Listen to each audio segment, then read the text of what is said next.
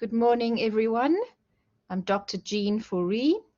This morning we're talking about intellectual disability. Now, this is a crucial topic for teachers to really understand. Intellectual disabilities were formerly referred to as mental retardation, and there have been numerous terms that have been used to describe this disorder.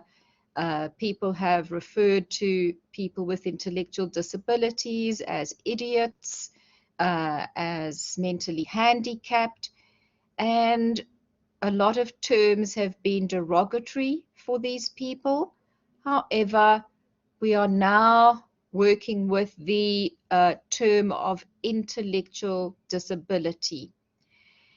So what happens with this disability is it is purely an organic problem that has happened in the brain of the child. And we have a combination, because of some kind of brain damage, there is a combination of deficits in cognitive functioning, and because of the cognitive functioning difficulties, there are adaptive and social behavioral difficulties. So the severity of this disability is determined by the individual's capabilities, what they're able to do in their learning environment, and the expectations of the society of what a person should be able, a normally functioning person should be able to do. So we will see as we progress that there are different severity levels, with some people being mildly disabled and others being severely disabled. So they are unable to do many of the expectations in our social environment that we expect people to be able to do.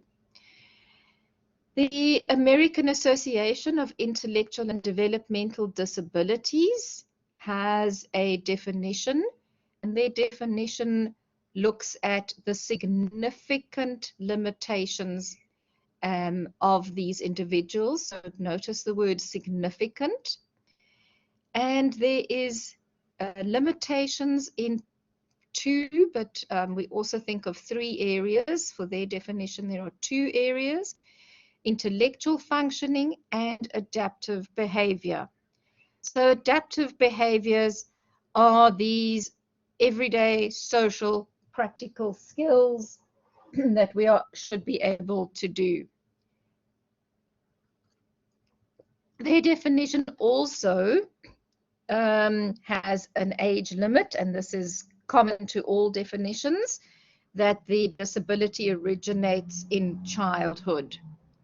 So there's something that's happened during the developmental phase of the child's development, and it has resulted in an intellectual disability.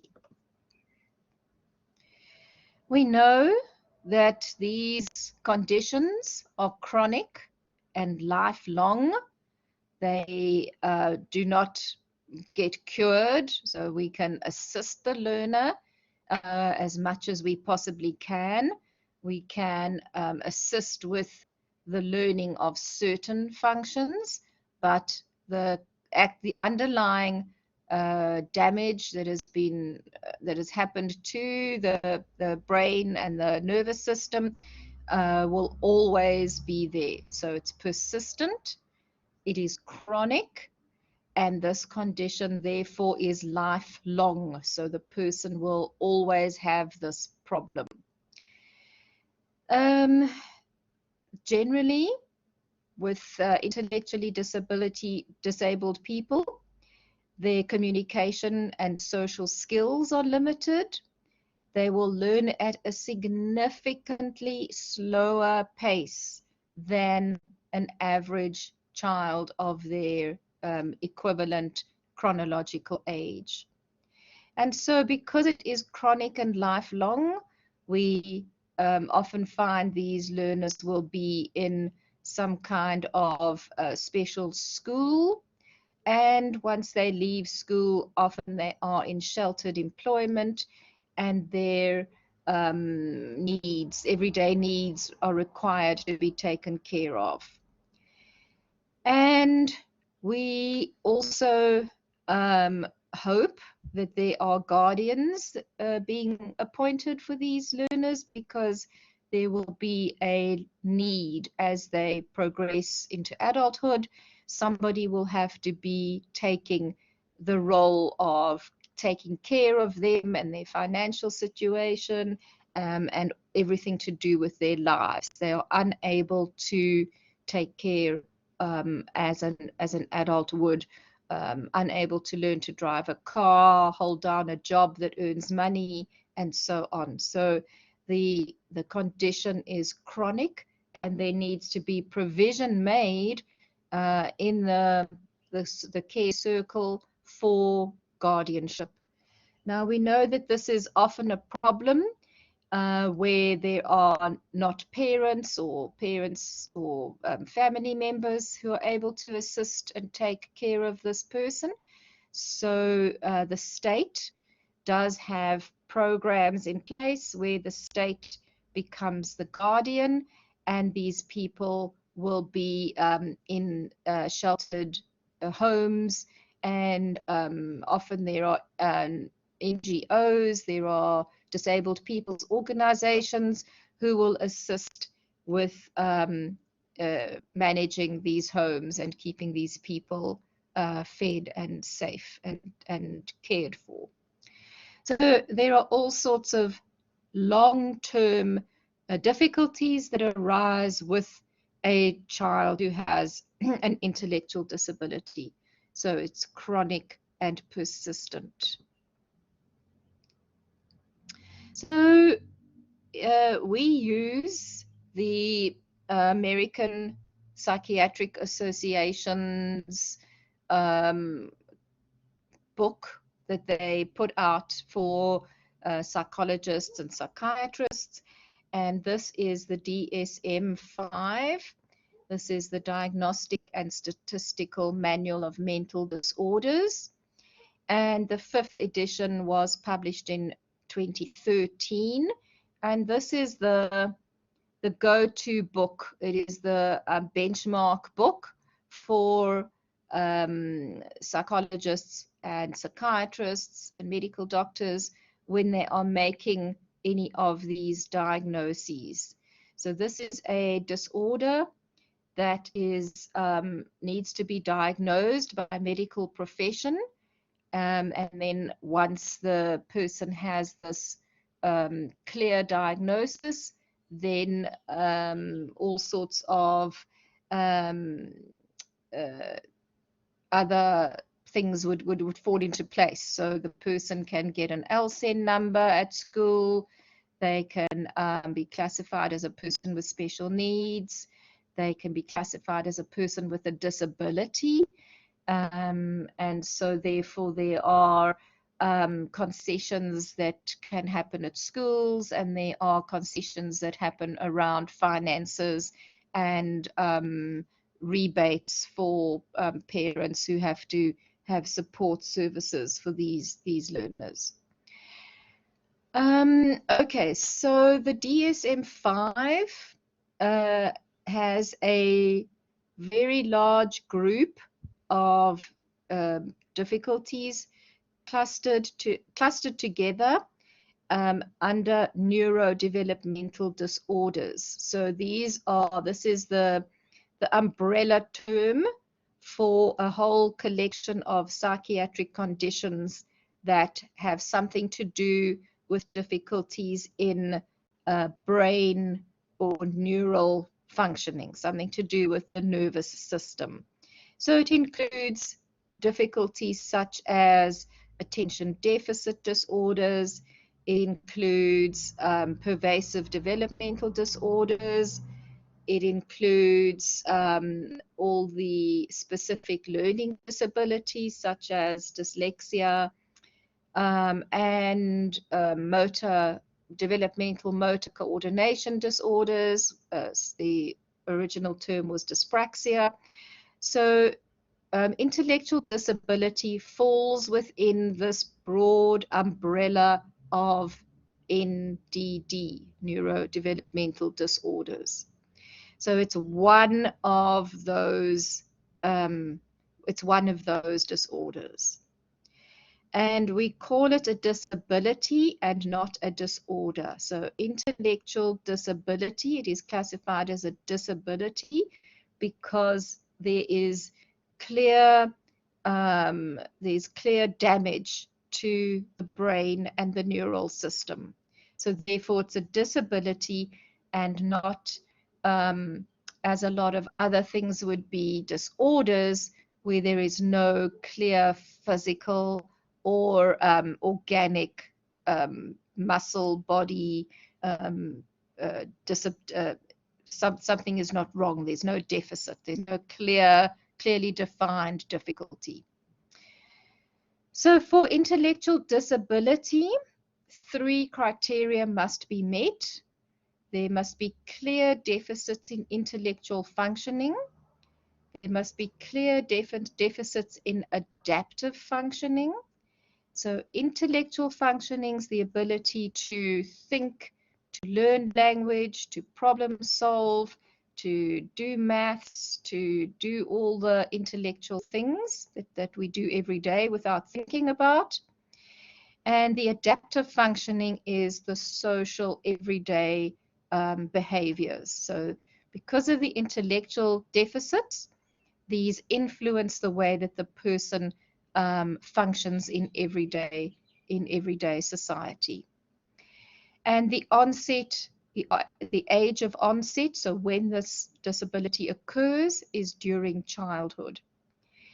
If the child is very severely intellectually disabled, we will often know this before the age of 2 years old. So by 2, children should be walking, they should be speaking language, they should have a very good receptive understanding of language, and they should be toilet trained, they should be starting to become little independent people that want to start feeding themselves and dressing themselves. And so we can see if none of those key developmental milestones are met, that there is the possibility that the child will be intellectually disabled. And then if we look at we'll go on to the next severity levels, but usually the very mildly intellectually disabled children will only be diagnosed at school at about 6, 7 years old, when they start when it becomes clear that they're unable to learn any of the formal things that we want them to learn at school. Okay, so the conceptual in the DSM-5, they look at conceptual skills deficits, social skill deficits, and practical skill deficits. So the conceptual, these all relate to intellectual functioning, to the functioning of our intellect.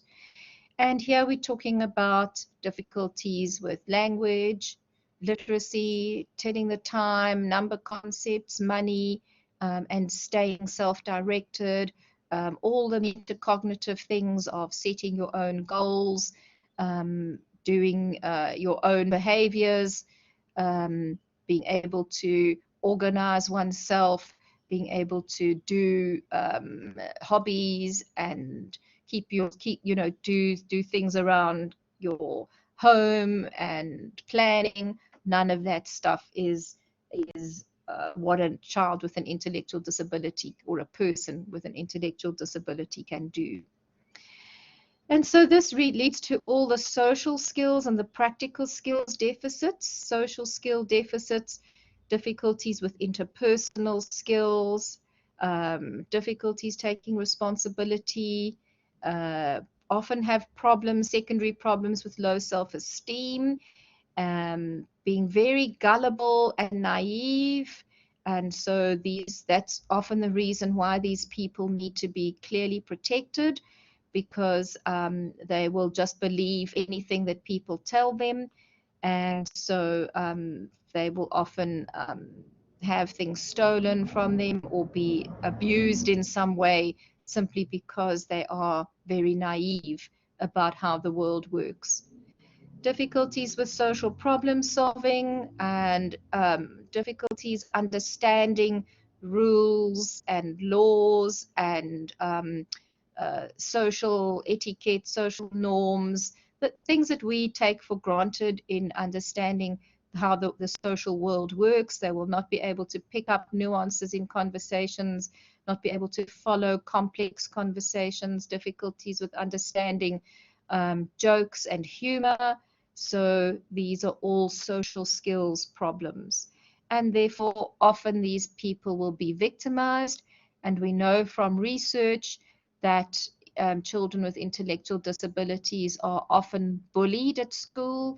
They become the target of a lot of jokes and teasing, unless there are very clear rules in the school, and it is other people and the rest of the children understand this child's difficulties, and that these behaviors are frowned upon. Difficulties with practical skills, activities of everyday daily living, difficulties with personal care. So often these children will need, if they're very severe, they will need to be explicitly taught how to take care of themselves, to brush their teeth, to dress, to do toileting, to make their beds, to keep their bodies clean, to do personal hygiene, difficulties with keeping their rooms tidy, and everyday things such as making a sandwich and doing some basic food preparation will need to be taught, actively, overtly, distinctly taught, so they don't just pick up things. We need to teach things very, very clearly. So obviously difficulties with any travel, transport problems, with schedules and routines, an inability to understand how to stay safe, definitely difficulties with using money, using cell phones, and so it becomes very, very difficult to communicate with them.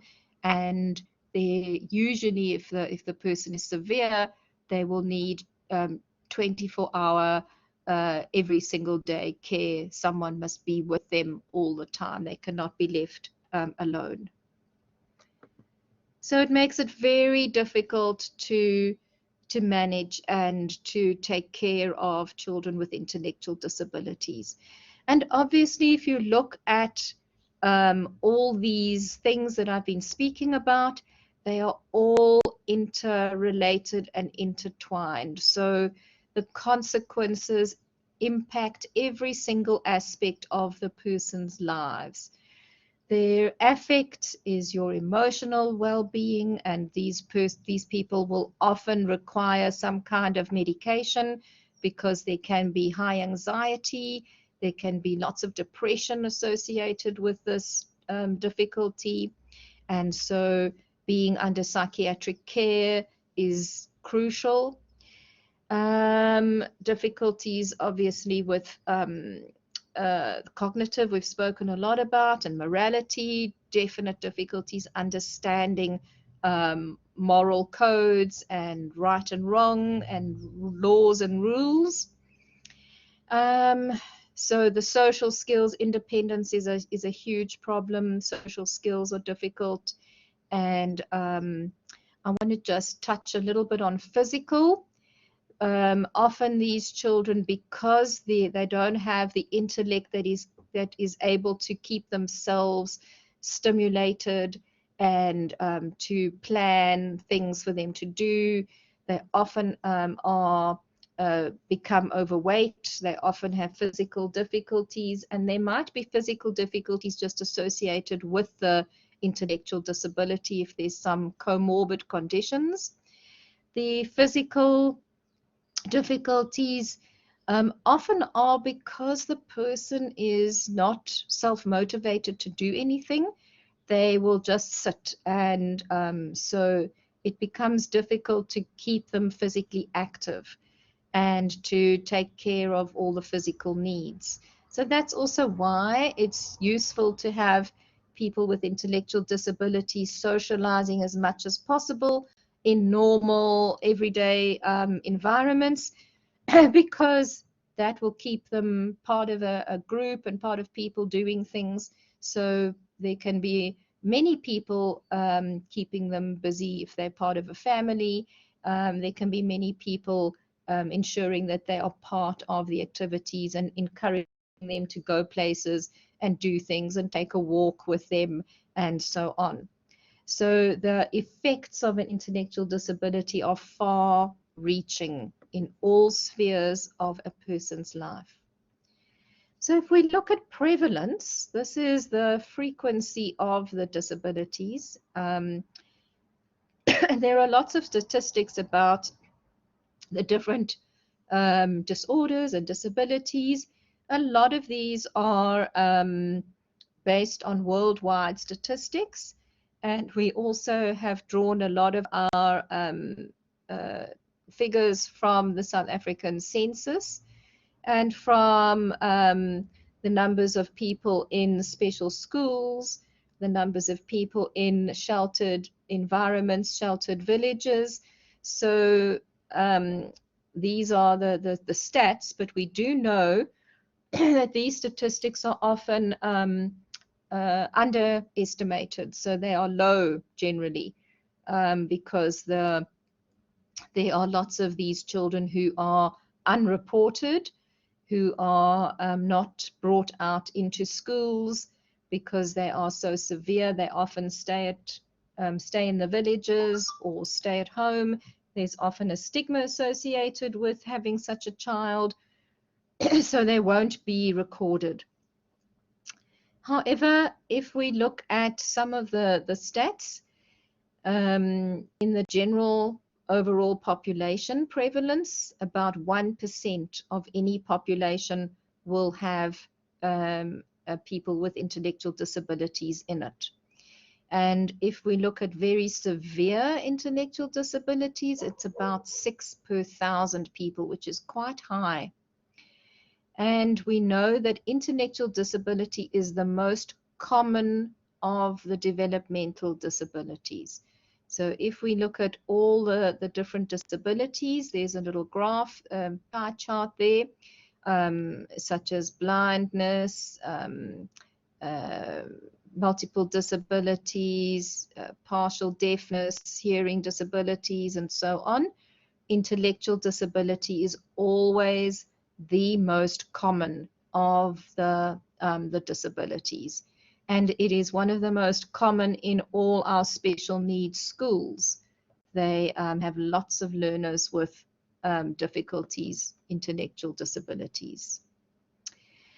Okay, I want to talk to you very briefly about intelligence tests, otherwise known as IQ tests, because I think that teachers need a very basic understanding of how an IQ test works, so that when you get reports from psychologists and psychiatrists and they refer to IQs, that you have a brief understanding of what it is.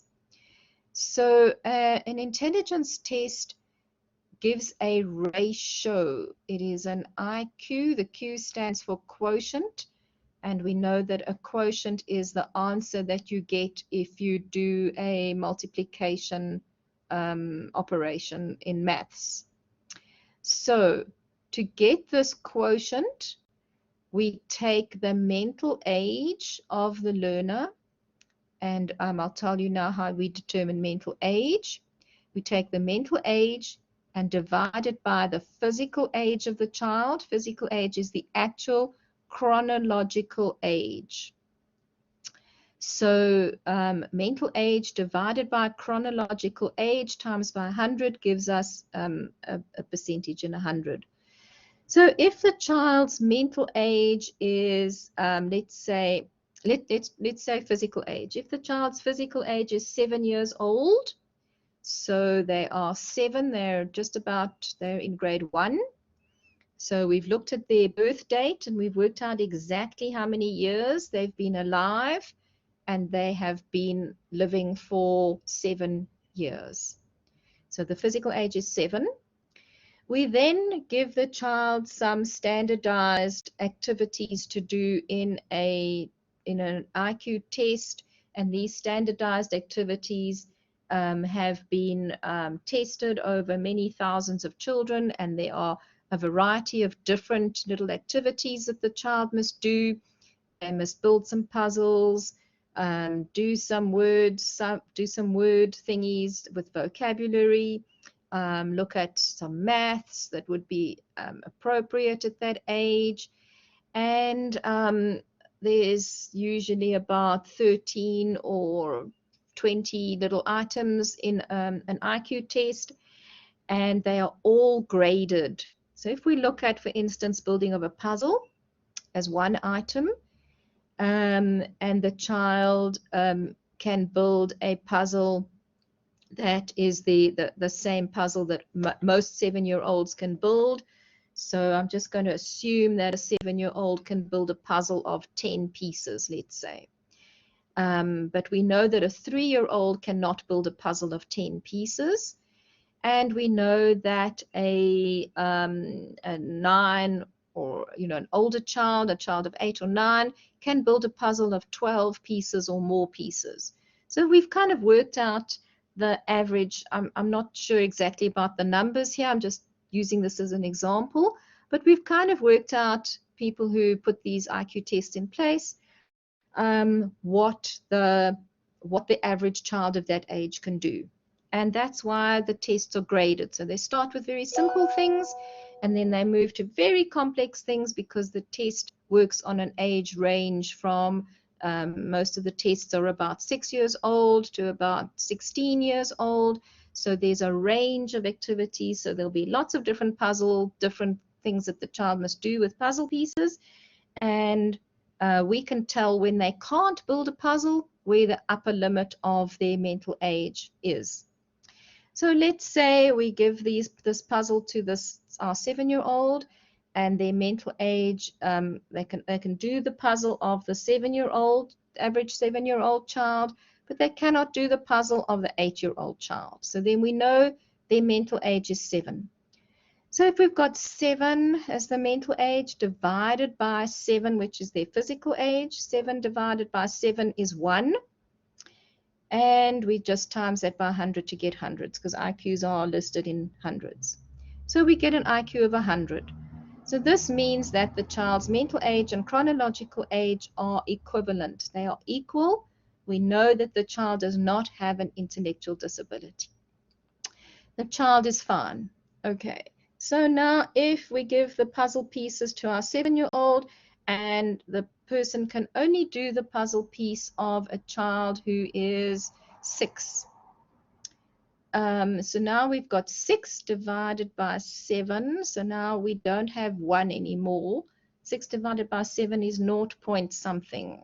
Let's call it 0.9. So we times that by 100, so we've got 90. And this is a kind of a general rule of thumb, that generally each year below is 10 units on the IQ test. So let's say we've got our 7-year-old, and we give the 7-year-old the puzzles, and they can only do the puzzles up to the 5-year-old level. So now we've got 5 divided by 7, and I'm just going to make this 0.8. And now we've got 0.8 times 100, and we've got 80. So now the child has an IQ of 80. So they're functioning 2 years below their below their physical age. Let's say they can only do the puzzle pieces up to 4 years old. So now we've got 4 divided by 7, and I'm going to call this 0.7. And so the IQ is about 70. So now we've got 3 years below the chronological age. And so we can go further and further down. So I needed you to understand this so that you have a bit of an idea of how the bell curve, the normal distribution, works, which is what I want to explain to you next. And then I'm going to stop and take some questions. Okay, so what we do, you needed to understand how that IQ works in order to understand what is called the normal distribution, sometimes called the bell curve. And this is a graph that shows on the lower axis, it shows IQs, and in the colored part underneath the bell, it is showing the frequency, the number of people that fit within that particular range. So if we have the IQ of 100 is always in the middle, so we know that the majority of people fall within an IQ of 90 to 110. So we know that this is, let's say, your 100, you're exactly this, you're on par. 90, you're a little bit below.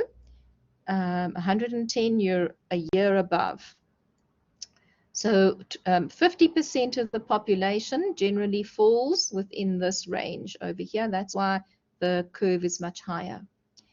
And some of the people will be superior and much cleverer, and so they will fall within the range on the right hand side. I just want to see if I need to pick up my pointer. No, it's not working there. Okay, so the on the right hand side of the curve are the superior people. Then what we're dealing with intellectual disabilities on the left side of the curve. So we are dealing with people that are very below with their IQs. So 85, between 80 and 90. So here we are. So it's 1 year, 2 years. So 2 years below chronological age. We call them low average, and we have these children sitting in mainstream schools, and they're able to just do a matric. They might need a lot of assistance, but generally they're able to pass a matric paper. If we look between 70 and 80, we generally refer to this as a borderline case. They are on the border, on the cusp of an average intellect and on the cusp of intellectual disability.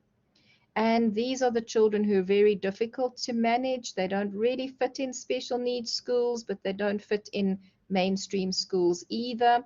So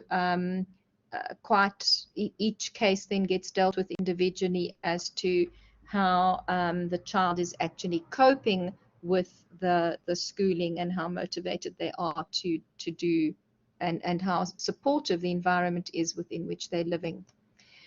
But what we are dealing with intellectual disability is these people that are below 70 over here. So mild intellectual disability is 55 to 70.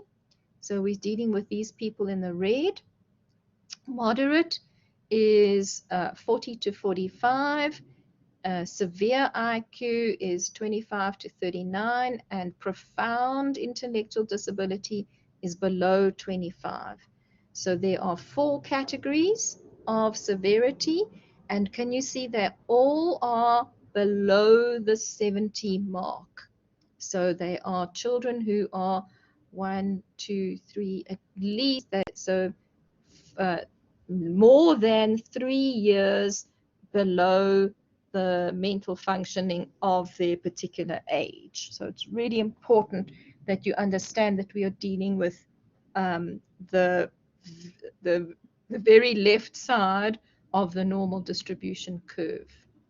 Okay. So let me just see what the next thing is. I'm just going to do this very briefly, and then I want to stop and take some questions. So the mild intellectual disability, 3 to 5 years below their chronological age, moderate 5 to 7 years below, severe and profound below 7 years and more below their actual age. And the prevalence, the mild ones 10 in 1,000, moderate 3, severe 1. Identifiable when we can see this disability. The mild ones usually in formal schooling, moderate in preschool, and severe and profound we know very clearly in babyhood that they happen.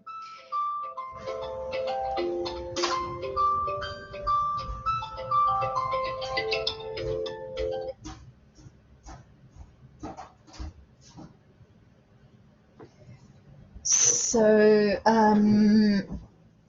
the school expectations are varied as well. The mild intellectual people might be in a mainstream school as long as the school is equipped to understand that they need an adapted curriculum.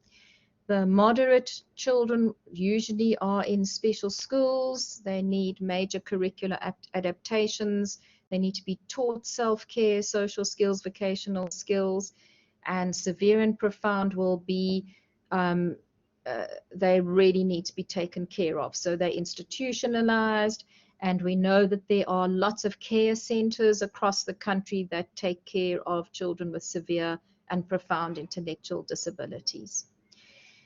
The expectations, they'll all be dependent, mild, depending on how they're able to cope, could sometimes be in semi-skilled vocations and can become independent, but generally people with intellectual disabilities need to be taken care of in sheltered workshops, and they are dependent on people. Okay, I'm going to stop the recording there. The slides do go on for a while, but they are based on how we assist and how we can help these people. So I want to just take some questions.